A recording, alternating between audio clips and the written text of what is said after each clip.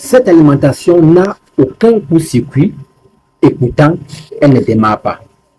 Alors, c'est pourquoi vous allez remarquer que ici, au niveau du grand condensateur, nous avons bien la tension de 336 volts.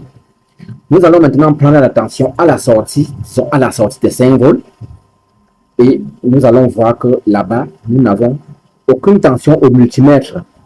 Et pourtant, son circuit, son oscillateur est bien alimenté. Alors, voici l'oscillateur qui est bien alimenté. Son oscillateur reçoit bien la tension de 333 volts, mais jusqu'à là, l'alimentation ne démarre pas.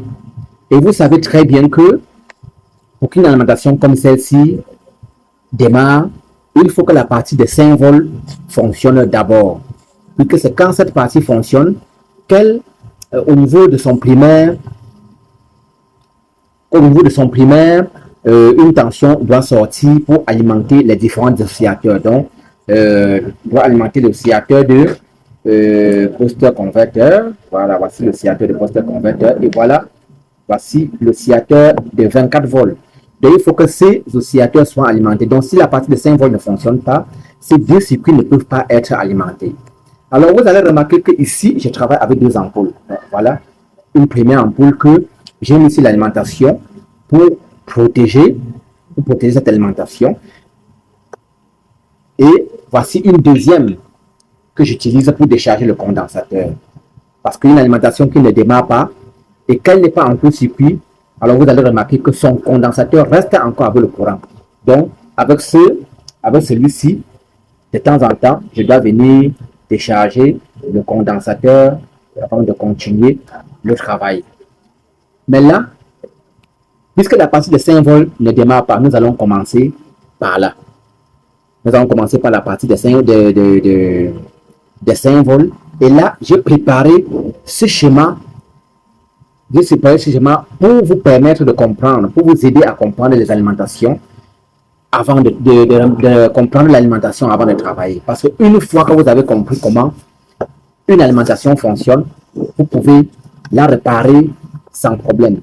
Alors, cette alimentation, c'est une alimentation qui marche avec ce circuit. Le numéro que vous voyez sur le papier, c'est ICE 3B0665. Donc, avec ce circuit, c'est ce circuit qui fait cette petite alimentation, la petite alimentation de 5 volts. Donc, c'est l'alimentation qui doit d'abord, la première alimentation qui doit aller démarrer la carte mère. Donc, ce schéma, c'est pour vous permettre de comprendre déjà comment cette alimentation fonctionne. Et aussi, ça peut vous aider à travailler dans d'autres alimentations. Donc là, nous allons essayer de comprendre, nous allons essayer de décortiquer ce circuit. Pour comprendre comment il fonctionne. Alors, nous avons ici un circuit de 8 broches. Voilà, nous avons un circuit de 8 broches. Et c'est un circuit presque complet. C'est un circuit presque complet. Parce que comparativement à d'autres alimentations, vous allez avoir l'oscillateur à part et le MOSFET de l'autre côté. Mais dans ce circuit intégré, vous avez le drain, et source. Ça veut dire que cette alimentation est composée d'un MOSFET et d'un circuit interne qui est son oscillateur. Alors, vous allez remarquer que dans cette alimentation, ici à l'extérieur de cette alimentation, de ce circuit, nous n'avons pas la broche gate. Pardon, la broche gate est directement dans le circuit et cette broche est directement connectée à la broche de commutation dans ce circuit intégré. Puisque nous allons essayer de comprendre pourquoi ce circuit reçoit la tension et il ne travaille pas. Donc là, nous allons commencer par, nous allons tester le multimètre, la ligne de feedback pour voir s'il n'y a pas un court-circuit. Et d'ailleurs, je vais d'abord vous montrer ces parties.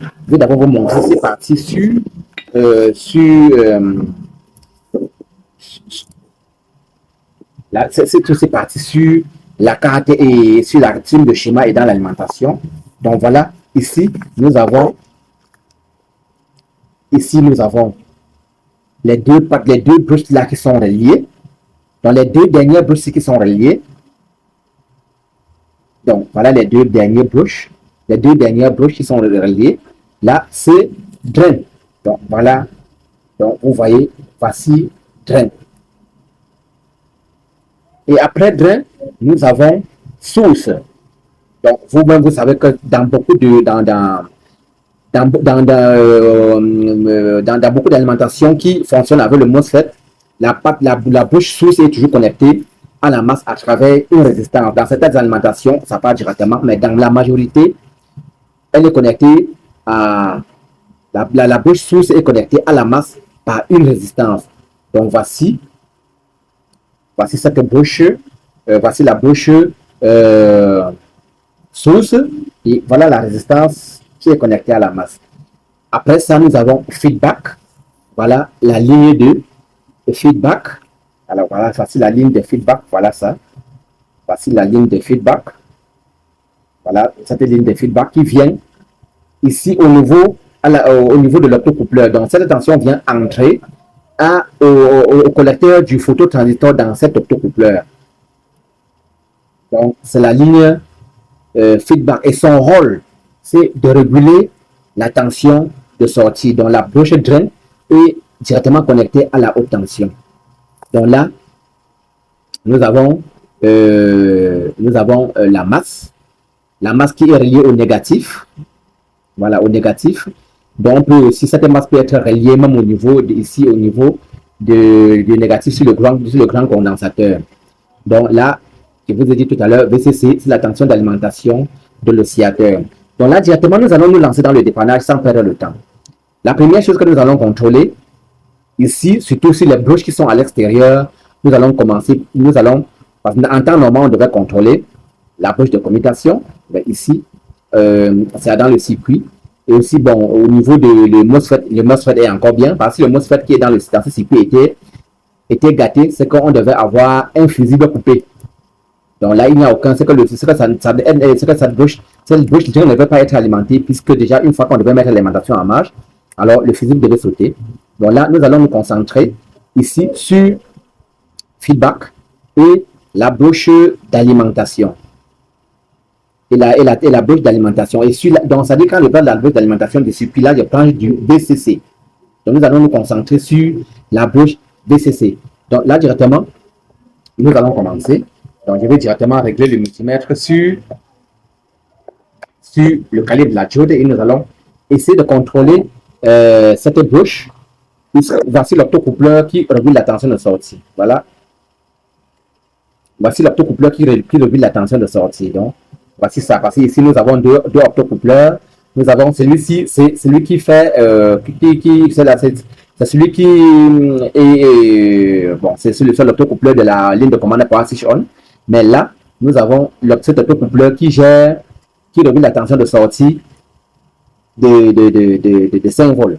Donc ici, nous allons commencer. Comme nous avons mis le multimètre sur la diode, nous allons essayer, nous allons contrôler pour voir s'il n'y a pas un court-circuit à ce niveau. Donc, qui empêche la tension, qui empêche l'alimentation de travailler normalement. Donc là, nous allons vérifier. Là, nous avons une diode, mais nous allons aussi permettre pour voir. Voilà, voilà, ça passe normalement. Et là, il n'y a aucun problème. Bon, c'est que là, nous pouvons déjà écarter cette bouche. Cette bouche de feedback. Donc, il n'y a aucun problème à ce niveau. Nous allons encore remettre l'alimentation en marche et contrôler la tension au niveau du VCC, de ce circuit intégré. Donc, là, je vais directement brancher cette alimentation. Et là, nous allons ensemble prendre la tension sur la ligne VCC. Voilà. Donc, voilà, j'ai rebranché l'alimentation. Et nous allons régler maintenant le multimètre sur le courant continu. Et là, nous allons vérifier. Voici le condensateur. Voici le condensateur qui filtre la tension d'alimentation de qui fait la tension d'alimentation au niveau de la tension de VCC. Voilà. Donc, nous allons prendre là pour voir si la tension arrive là-bas. Donc, voilà. Nous allons tester. Et là, nous n'avons aucune tension. Je vois presque 1 volt là-bas. Je vois presque 1 volt là-bas. En temps normal, une tension, on devait avoir une tension de 12 volts ou peut-être plus ici sur cette ligne. Donc là, nous allons nous concentrer directement sur cette ligne et essayer de comprendre pourquoi la tension, pourquoi il n'y a aucune tension là-bas.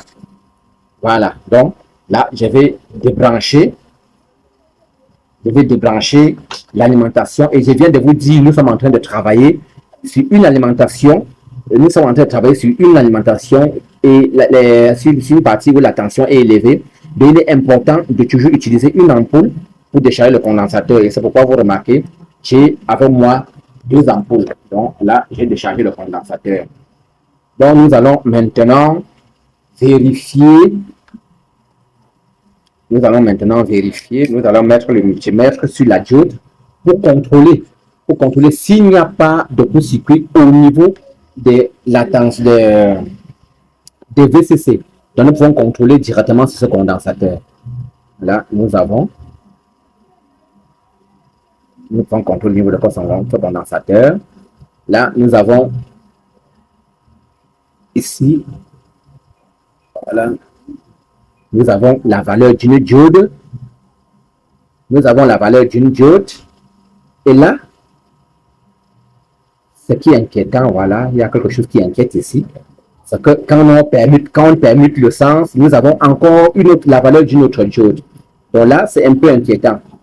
Ce que nous allons faire ici, c'est débrancher la bouche VCC et contrôler encore si nous retrouvons toujours la même valeur. Donc là, nous allons débrancher, nous allons déconnecter la ligne VCC pour qu'elle ne touche plus, le circuit. Donc là, nous allons déconnecter. Alors voilà, j'ai déconnecté cette bouche, donc elle ne touche plus le circuit. J'ai déconnecté ça du circuit. Nous allons encore retester. Pour voir si on continue toujours à avoir le court-circuit. Donc voilà, nous revenons encore tester. Nous allons encore tester. Donc vous voyez, donc nous avons mis le multimètre sur le calibre de la diode. Nous testons encore. Et voilà, nous avons la valeur de la diode et nous allons inverser pour voir. Nous avons toujours cette valeur, nous avons toujours cette diode, la valeur de la diode.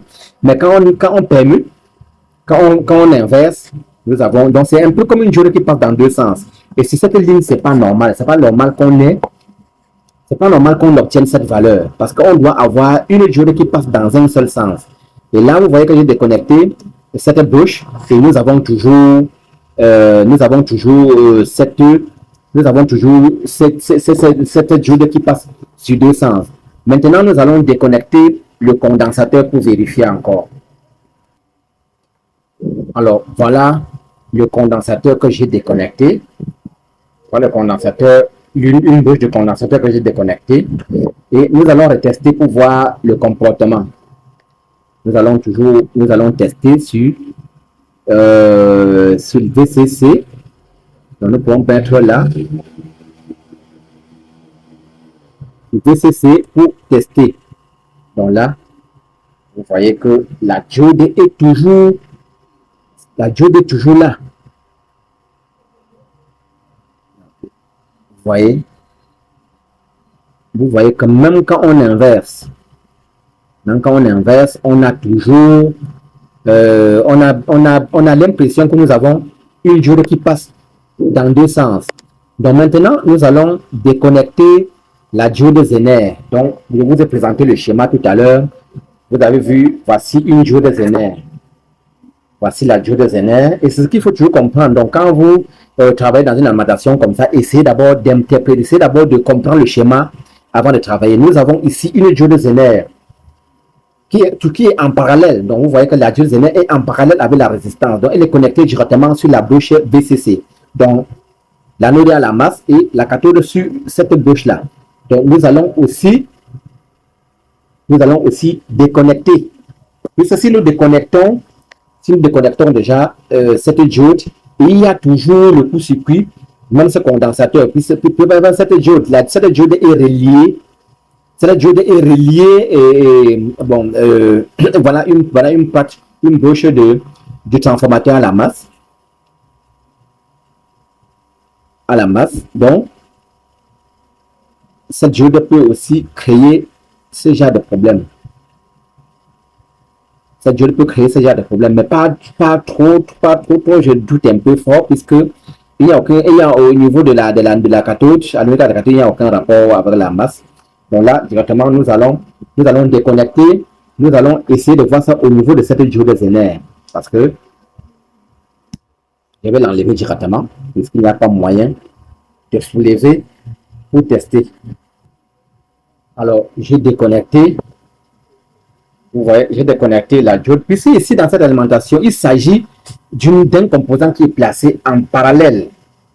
D'un composant qui est placé en parallèle entre le négatif et entre la bonne négative et VCC qui est touché. C'est pourquoi nous avons cette valeur. Mais nous ne pouvons pas accuser le circuit intégré parce que on a débranché le circuit et tout se passe bien. Donc là, nous allons encore tester encore pour voir si nous avons cette diode qui passe sur deux sens. Donc là, nous testons. Voilà la valeur d'une diode. Voilà, le court-circuit est parti. Le problème est parti. Nous n'avons plus la diode qui passe sur deux sens. Donc, si elle continuait encore comme ça, voici aussi une céramique. Donc là, vous voyez, voici une céramique qui est aussi en parallèle. Donc, c'est toujours entre VCC et négatif. Donc là, le court-circuit est parti. Ce que nous allons faire maintenant, c'est ressouder le condensateur et la bouche VCC. Là, nous allons démarrer. Nous pouvons d'abord démarrer sans la diode. Voici la diode même en question. Voici la diode que nous avons enlevée. Et là, nous pouvons même d'abord essayer de tester pour voir un peu son comportement. Voilà. Nous allons, voilà, nous sommes sur le calibre de la diode. Nous allons tester pour voir le comportement. Voilà. Donc, elle est gâtée. Parce que déjà, quand je dis là, n'est pas du tout bien. Nous avons ici, voilà. Voilà, n'est pas du tout bien. Elle est très petite, tester n'est pas facile. Nous avons la valeur d'une diode. Alors, il faut inverser pour voir. Nous avons la valeur d'une diode et